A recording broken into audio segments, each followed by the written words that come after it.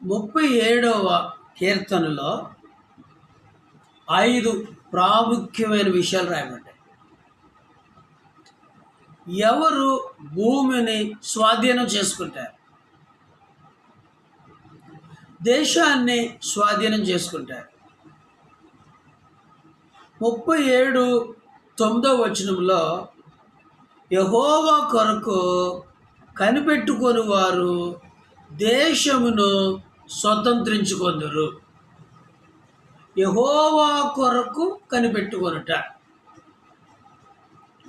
రెండోది 11వ వచనం, దీనులు భూమిని స్వతంత్రించుకొందురు, బహుక్షేమము కలిగి సుఖించెదరు.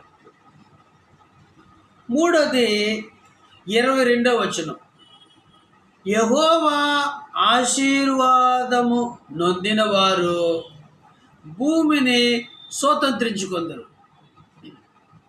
నాలుగోది 29వ వచనం, నీతిమంతులు భూమిని స్వతంత్రించుకొందరు, వారు దానిలో నిత్యము నివసించెదరు.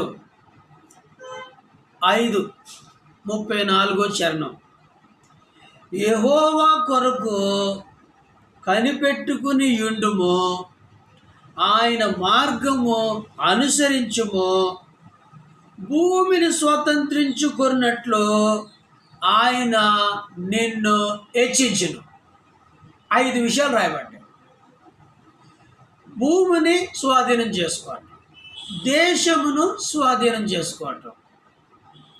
ఇజ్రాయేల్ ప్రజలు చాలా దేశాలని, ప్రాంతాలని యెహోవా కొరకు కనిపెట్టుకొనుట ద్వారా జయించారు వాళ్ళు.